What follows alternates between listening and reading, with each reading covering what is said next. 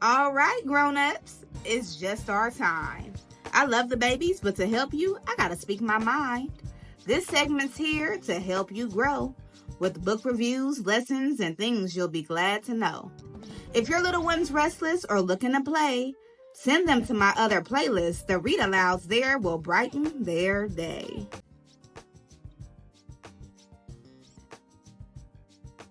Hello, beautiful people. Welcome back to the Teacher Lady Show. On today's episode, we have the Behind the Book, where we go beyond the pages to get to the heart of the story. All this week, we are talking about how to raise more enthusiastic readers so that they can be more embedded in literacy, have higher fluency and comprehension, and just overall really love the art of reading, okay? And of course, we're using picture books to be able to do so. If you have not done so, be sure to check out the read aloud on this Behind the Book review first so that you have a better picture as we go through how to utilize this book as a resource to have more robust conversations with your child. Today's Behind the Book review is The Oldest Student: How Mary Walker Learned to Read, a story about never being too late to learn, because at 116 years old, Miss Mary Walker finally learned how to read. So proud of her.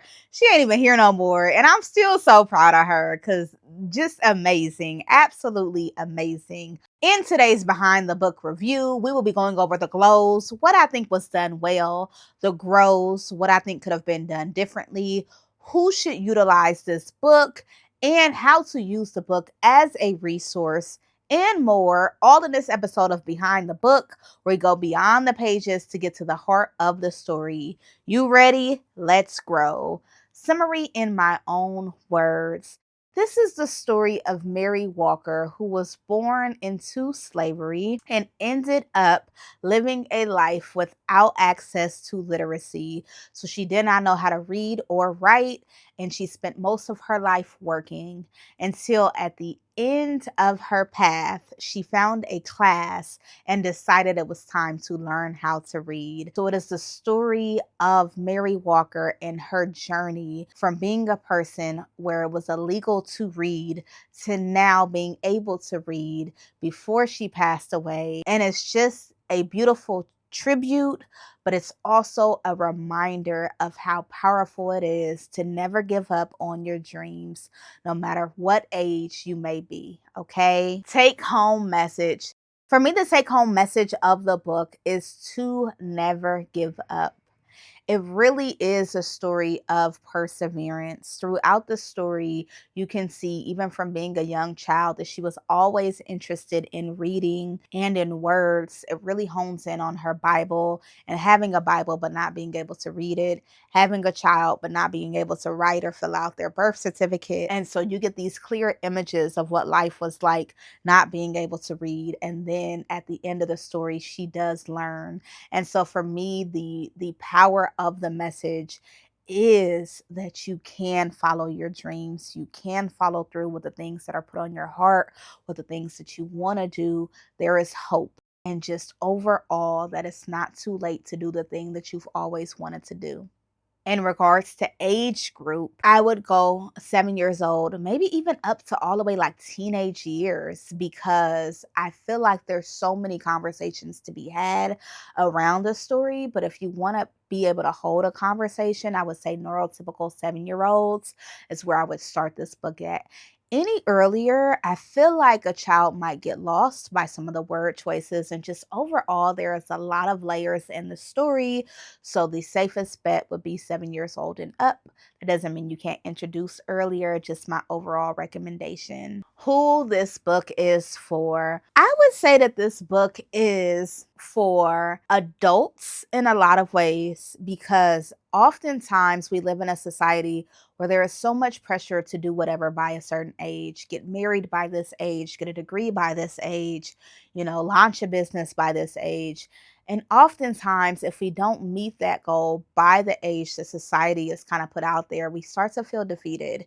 And for me, this book really is a reminder that as long as you have breath in your body, you can go for it. No, you might not be as strong as you would have been when you were younger, or have the same health or the same finances or whatever. But as long as there is a possibility, like physically you can, mentally you can, then you can. And so I really think that this book is like a gift to another person who is struggling with their age and their passions. I feel like this is powerful. And I might just be a weird adult that will take children's books for birthday gifts, but I do think that this is powerful as a reminder that you're not too old and it's not too late. I would also say that this book is good for children who are refusing to read, okay? Because it does hone in on the change of her life by not being able to read. And so, after the Emancipation Proclamation, when enslaved people were freed, meaning that they were let go, they now had to go onto the job market. And because so many of them were not able to read and write, they were limited on the work that they could do, which means that they were limited on how much money they were able to make. Okay. And this story explains that. It does go over it and cover it. And so if you have a child that does not see the value in reading, the child that wants to play football but doesn't want to read a book, doesn't want to do anything around reading, and really has this kind of adverse feeling, bring them into the folds. You want to play football, that football payout is going to come with a contract that you have to sign. You need to be able to read and understand that contract. You always want to bring it back to that person. And so for Mary, she was really encouraged and motivated by the fact that she had this religion. She believed in God, and she believed that the Bible was the kind of blueprint of life, and she was not able to read that. That was her motivating factor. What is your child's motivating factor? Okay. And that's how I would utilize this book when it comes to who can use it the most. It could be children who struggle with understanding the value of reading. Glows. One glow is really the fact that Rita decided to share her story. I did not know about Miss Mary Walker prior to this book, and I feel like this book brought a lot of awareness to Mary Walker's story and the overall importance of literacy, and I really just appreciate that. Another glow for me would actually be the pictures of Mary Walker in the beginning of the story. You get to see family photos in black and white and just get a really good feel of who she is, and I greatly appreciate that. And then the last glow, there is a sleeve at the beginning of the book that has this timeline. So it walks you through Mary Walker, and it says like at the age of 20 what she was doing, 68, 114, and 116. And I feel like this timeline really does summarize her overall journey and really put weight and emphasis on the fact that at 68 years old she was still working because she could not stop. She still had not had access yet to be able to learn how to read. So the timeline I thought was really, really valuable. We get a little bit more of that because in the back of the book, under the author's note, you also get a bit of a biography on Miss Mary Walker as well. And those are just a few of my glows for this story. I definitely think there were so many elements of power and just so many things that really stood out. But those would be my highest takeaways, grows, or what I think could have been done differently. The first is the referencing to Mary Walker and other people as slaves. If you call a person a slave, it removes their identity.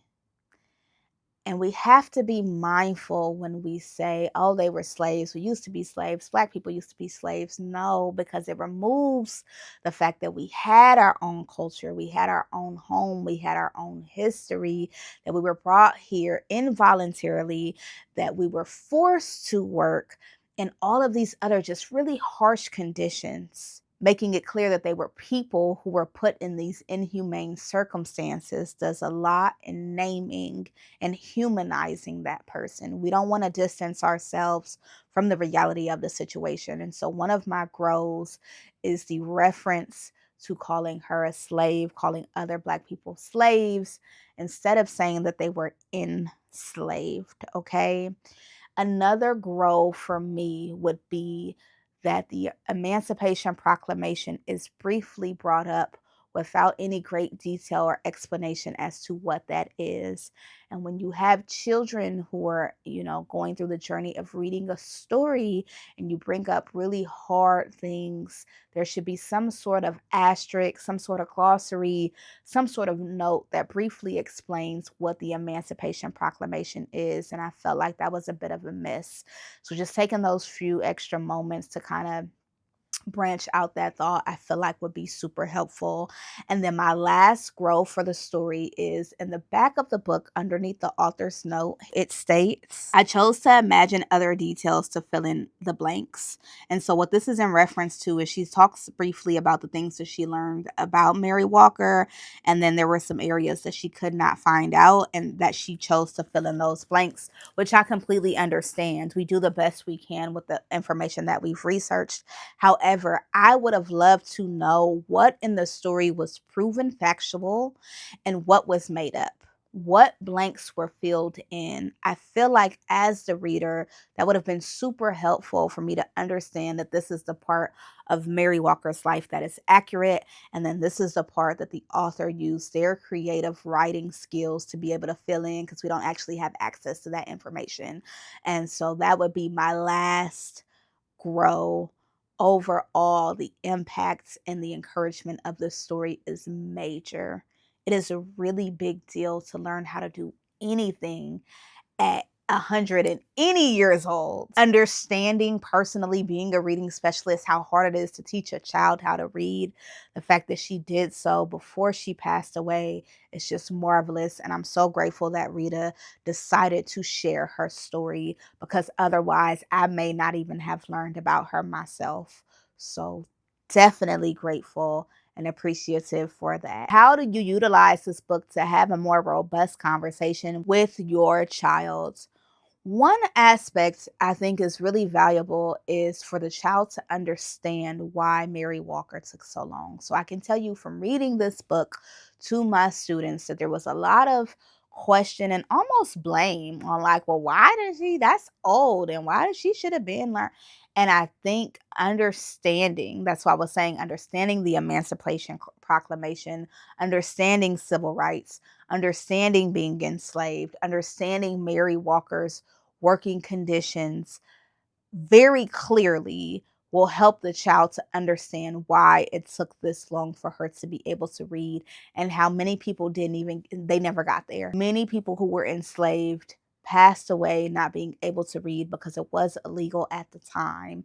And so having that conversation with your child so that it is very clear that her circumstances prohibited her for a long time, your child might have the takeaway, if you take that approach, of how lucky they are.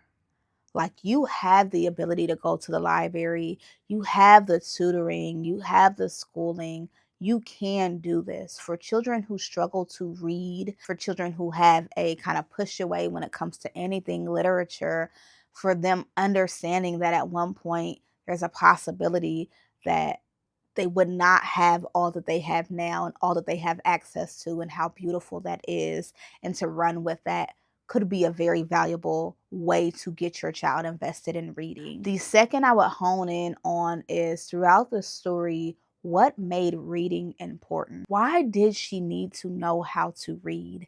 Some of the examples given were her child was born and she could not do the birth certificate. Another example was given as she looked all around, everything looked like squiggly letters. She did not know what any of it meant. Another example given was the jobs that she had to work because she did not have a higher level of education.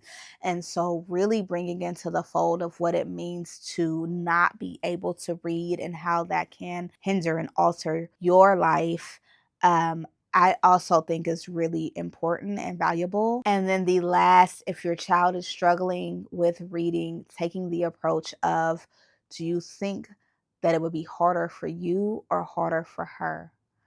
Do you think that it would be harder for you at 8 years old, at 9 years old to learn how to read with all the help that you have? Or do you think that it would be harder at 116 years old? Really, again, honing in on having the resources and the access and the physical ability to be able to do it now. Because of Siri and ChatGPT and all these AI models, children do not have to navigate the world anymore knowing how to read.